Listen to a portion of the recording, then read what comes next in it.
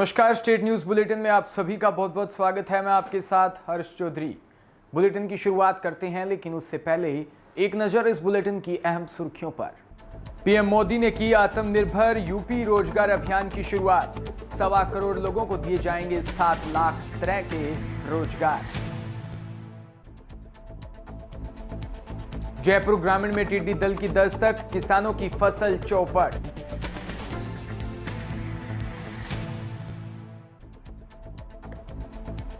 शहर के बीचों बीच युवक की गला रेतकर हत्या। एक आरोपी ने हत्या के बाद की आत्महत्या। और अब खबरें विस्तार से। कोरोना संकट के बीच प्रधानमंत्री नरेंद्र मोदी ने आज वीडियो कॉन्फ्रेंसिंग के माध्यम से आत्मनिर्भर उत्तर प्रदेश रोजगार अभियान की शुरुआत की। इस अभियान के तहत 1 करोड़ से ज्यादा स्थानीय व प्रवासी श्रमिकों को रोजगार उपलब्ध करवाया जाएगा। सीएम योगी की इस महत्वाकांक्षी योजना को उनका ड्रीम प्रोजेक्ट माना जा रहा है। इसके तहत मुख्यमंत्री ने प्रवासी कामगारों व राज्य के 1 करोड़ लोगों को रोजगार उपलब्ध करवाने का खाका तैयार किया। रोजगार अभियान की वर्चुअल लॉन्चिंग के मौके पर राज्य सरकार के संबंधित विभाग के मंत्री भी मौजूद रहे। प्रधानमंत्री ने कहा कि उत्तर प्रदेश के प्रयास और उपलब्धियां इसलिए विराट है क्योंकि ये सिर्फ एक राज्य भर नहीं, बल्कि उत्तर प्रदेश दुनिया के कई देशों से बड़ा राज्य है। इस उपलब्धि को यूपी के लोग खुद महसूस कर रहे हैं, लेकिन आप अगर आंकड़े जानेंगे तो भी हैरान हो जाएंगे। उन्होंने कहा कि आज जब दुनिया में कोरोना का इतना बड़ा संकट है, तब उत्तर प्रदेश ने जो साहस दिखाया, जो सूझबूझ दिखाई, वो सफलता पाई। जिस तरह कोरोना से मोर्चा लिया, जिस तरह स्थितियों को संभाला, वह अभूतपूर्व है, वह प्रशंसनीय है। जब तक कोरोना की वैक्सीन नहीं बनती, तब तक हमें सामाजिक दूरी और मास्क का इस्तेमाल करना होगा। पीएम मोदी ने कहा कि जो मेहनत यूपी की सरकार ने की है, हम कह सकते हैं कि एक प्रकार से अब तक कम से कम 85,000 लोगों का जीवन बचाने में वो कामयाब हुई है। आज अगर हम अपने नागरिकों को जीवन बचा पा रहे हैं तो बहुत ही संतोष की बात है। उन्होंने कहा कि लॉकडाउन के दौरान गरीबों को भोजन की दिक्कत न हो, इसके लिए जिस तरह योगी सरकार ने काम किया है वो अभूतपूर्व है। प्रधानमंत्री गरीब कल्याण अन्न योजना के तहत यूपी ने बहुत तेजी से गरीबों और गांव लौटे श्रमिकों के साथियों तक मुफ्त राशन पहुंचाया है।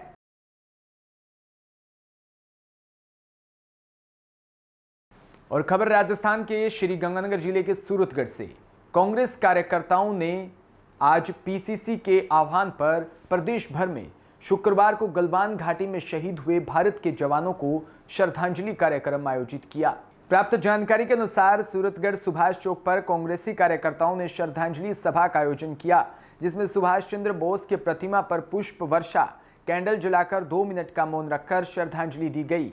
इस मौके पर पूर्व विधायक गंगाजल मील, नगर पालिका अध्यक्ष ओम प्रकाश कालवा, ब्लॉक कांग्रेस अध्यक्ष पार्षद परसाराम भाटिया, राजाराम गोदारा, कमलेश मीणा व प्रदेश कांग्रेस सचिव एसटी कमलेश सचदेवा, त्रिलोकचंद धेड़ू, पार्षद भागीरथ मेघवाल, राकेश राठी, पूर्व नगर कांग्रेस अध्यक्ष जेपी गहलोत, पेमाराम नायक, रमेश पूनिया आदि सैकड़ों कार्यकर्ताओं ने शहीदों को श्रद्धांजलि दी। आपको बता दें कि कोरोना महामारी के चलते कांग्रेस कार्यकर्ताओं ने सोशल डिस्टेंसिंग की पालना भी करना भूल गए और शहीदों की प्रतिमा के पास एक दूसरे से चिपक कर खड़े होकर श्रद्धांजलि देते हुए दिखाई दिए। खबर झुंझुनू से, जहां झुंझुनू में टिड्डी का कहर लगातार बढ़ रहा है। जिले में अलग अलग गांवों में बड़ी संख्या में टिड्डियों का दल पहुंच रहा है। शुक्रवार को झुंझुनू के सुल्ताना चनाना क्षेत्र में टिड्डी दल ने पांव पसारे। टिड्डियों का करीब 2-2.5 किलोमीटर लंबे झुंड के साथ यह दल गोवला, भुकाना, श्री अमरपुरा, लोयल होता हुआ सिंघाना सहित आसपास के गांवों में जा पहुंचा। किसानों ने खेतों में थाली, परात, पटाखे बजाकर टिड्डियों को भगाया। वहीं टिड्डियों ने किसानों की मूंगफली व बाजरा फसल को भी नुकसान पहुंचाया।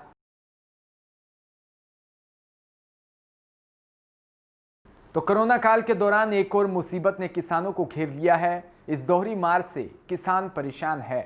क्षेत्र में लगातार कुछ दिनों से आ रही टिड्डी दल से किसानों की चिंता का सबब बना हुआ है। टिड्डी दल की मार से किसान भारी चिंता से जूझ रहे हैं। जयपुर के बगरू व सांगानेर क्षेत्र के कलवाड़, नेवटा, बुराज, झाई, हसमपुरा व मोठिया की ढाणी में टिड्डी दल ने दस्तक देकर किसानों की फसल को बर्बाद कर दिया। किसान चिलचिलाती धूप में अपने खेतों पर निकले और थाली, ढोल बजाकर टिड्डी दल को भगाने के प्रयास किए। प्रयास करते करते भी टिड्डी दल ने किसानों की लाखों की फसलें चौपट कर दी। इस भारी नुकसान के कारण किसान चिंता में डूब गए हैं। आपको बता दें कि किसान सरकार से सहायता की उम्मीद लगाए बैठे हैं। अब देखना यह होगा कि सरकार किस प्रकार से किसानों को सहायता मुहैया करवाती है। वहीं किसानों का कहना है कि अगर टिड्डी दल पर सरकार नियंत्रण नहीं कर पाती तो पूरी तरह से फसलों को टिड्डी दल बर्बाद कर देगा।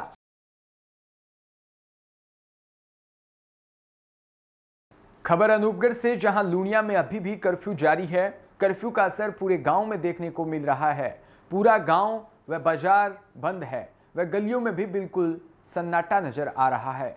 गौरतलब है कि रविवार को गांव में कोरोना पॉजिटिव पाया गया था, जिससे श्री गंगानगर के जिला अस्पताल में भर्ती करवाया गया था, जिसके चलते आगामी आदेशों तक प्रशासन ने गांव में कर्फ्यू लगा दिया था व पूरे गांव के में सर्वे करने के आदेश भी दिए थे। गांव की महिला स्वास्थ्य कार्यकर्ताओं ने बताया कि गांव में सर्वे का कार्य 100% पूरा कर लिया गया व प्रशासन के आगामी आदेशों का इंतजार है। खबर करौली से, हिंडौन सिटी के सबसे व्यस्तम बयाना मोड़ क्षेत्र में एक बड़े व्यापारी पुत्र की गुरुवार रात गला रेतकर हत्या करने से शहर में हड़कंप मच गया। प्राप्त जानकारी के अनुसार बयाना मोड़ निवासी मृतक अभय गुप्ता देर रात घर के बाहर एक परिजन के साथ टहल रहा था। इस दौरान 2 बाइक सवार 5 लोग आए और किसी बात पर झगड़ा करने लगे। इसी दौरान 3-4 लोगों ने युवक को पकड़ लिया और युवक ने चाकू से गला रेत दिया। घटना के बाद परिजन गंभीर अवस्था में अभय को चिकित्सालय लेकर पहुंचे, जहां चिकित्सकों ने उसे मृत घोषित कर दिया। घटना की जानकारी मिलते ही बड़ी संख्या में लोगों की भीड़ चिकित्सालय में जमा हो गई। वहीं घटना की जानकारी मिलते ही एसपी अनिल कुमार बेनीवाल, एएसपी प्रकाश चंद हिंडौन पहुंचे व घटनाक्रम की जानकारी ली। घटना के बाद क्षेत्र में पुलिस बल तैनात है। वहीं हत्या के एक आरोपी विवेक गुप्ता ने आधी रात को ट्रेन के आगे कूदकर आत्महत्या कर ली। मृतक का शव हिंडौन चिकित्सालय की मोर्चरी में रखवाया है। हत्यारोपी के आत्महत्या करने लेने का मामले और पेचीदा हो गया। पुलिस सभी एंगल से जांच में जुटी है। गौरतलब है कि यहाँ एक दिन पहले ही हिंडौन विधायक भरोसी लाल जाटव पर भी दिन दहाड़े उनके आवास पर ही पिस्टल से फायरिंग का प्रयास हुआ था। दूसरे दिन ही व्यस्तम चौराहे पर युवक की हत्या से क्षेत्रवासियों में रोष व्याप्त है। लोगों का आरोप है कि क्षेत्र में अपराधियों के हौसले बुलंद है। साथ ही लोगों ने पुलिस की कार्यप्रणाली पर भी सवाल खड़े किए हैं। खबर सिरोही से, जहां MCHN डे पर गुरुवार को जिले में विभिन्न चिकित्सा संस्थानों पर टीकाकरण सत्रों का आयोजन किया गया। इस दौरान मास्क और सैनिटाइजर का उपयोग करते हुए सोशल डिस्टेंसिंग सहित अन्य सभी महत्वपूर्ण गाइडलाइन का पालन किया गया। निदेशालय से प्राप्त दिशा निर्देश के अनुसार जिले में कंटेनमेंट व बफर जोन से बाहर के क्षेत्रों में बड़ी संख्या में गर्भवती महिलाओं और बच्चों के टीकाकरण की सेवाएं प्रदान की गई। इस दौरान आशा सहयोगिनियों और नर्सिंग स्टाफ ने पूरा सहयोग किया, उल्लेखनीय कि योगदान भी दिया। और मुख्य चिकित्सा व स्वास्थ्य अधिकारी डॉक्टर राजेश कुमार ने बताया कि जिले का वह क्षेत्र जहां कोरोना वायरस का संक्रमण नहीं है वह कंटेनमेंट जोन और बफर जोन से बाहर है। वहां पर प्राथमिक चिकित्सा केंद्र व शहरी प्राथमिक स्वास्थ्य केंद्र, आंगनबाड़ी केंद्रों और सामुदायिक स्वास्थ्य केंद्र में गुरुवार को MCHN डे पर टीकाकरण सत्रों का आयोजन कर गर्भवती और बच्चों को टीके लगाए गए। साथ ही टीकाकरण सत्रों को ODK मोबाइल ऐप के माध्यम से जिला व ब्लॉक स्तर के प्रभावी मॉनिटरिंग भी की गई। CMHO ने बताया कि जिला सिरोही में विभिन्न स्वास्थ्य केंद्रों पर टीकाकरण सत्रों का आयोजन किया गया, जिसमें सोशल डिस्टेंसिंग सहित अन्य सभी महत्वपूर्ण गाइडलाइन की पालना भी की गई। खबर सिरोही के जवाल कस्बे से, जहां महाराणा प्रताप चौक पर ब्लॉक कांग्रेस के तत्वाधान में गलवान घाटी में शहीद हुए जवानों को पुष्पांजलि अर्पित कर श्रद्धांजलि दी। कार्यक्रम के दौरान पुलिस प्रशासन ने कार्यकर्ताओं को सोशल डिस्टेंसिंग रखने की बात को लेकर पुलिस व कार्यकर्ताओं के बीच नोकझोंक हो गई। इस दौरान सिरोही DYSP अंकित जैन ने भी किसी काम से मौके पर पहुंचे, जहां पर कांग्रेस कार्यकर्ताओं ने स्थानीय पुलिस प्रशासन की शिकायत की, जिस पर अंकित जैन ने सभी को सोशल डिस्टेंसिंग की पालना करने की हिदायत दी। जैन ने उपस्थित सभी कार्यकर्ताओं को कहा कि जिले में लगातार कोरोना पॉजिटिव की संख्या बढ़ रही है, जिसको लेकर सभी को सरकारी गाइडलाइन का पालन करना होगा। पुलिस लगातार 4 महीने से जान जोखिम में उठाकर आप लोगों के लिए अपनी सेवाएं दे रही है और सोशल डिस्टेंसिंग की पालना नहीं हो पा रही, तो आप सभी के लिए ही बोल रहे हैं हम।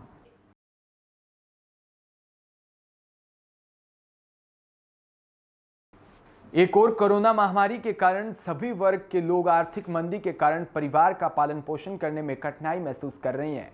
वह मजदूर परिवार की स्थिति तो बेहद दयनीय हो गई है, तो वहीं दूसरी ओर सरकार द्वारा कोविड-19 में उपलब्ध सुविधाओं के ढिंढोरे पीटने के बावजूद भी सरकार सुविधाओं से गरीब व जरूरतमंद लोग कोसों दूर होने के साथ साथ आज भी दर दर की ठोकरें खाने को मजबूर है। हिंडौन उपखंड मुख्यालय पर वार्ड नंबर 39 में कवि नगर बनकी रोड पर निवासी दरबिंग सिंह प्रजापत ने बताया कि पहले दिहाड़ी बेलदारी मजदूरी करके 300 रुपये रोजाना के कमाकर अपने परिवार का पेट पाल रहा था, लेकिन कोरोना वैश्विक महामारी के दौरान लगे लॉकडाउन के बाद उनके हाथ से बेलदारी भी छीन ली गई, जिससे परिवार का भरण पोषण करना भी बहुत मुश्किल से हो रहा है।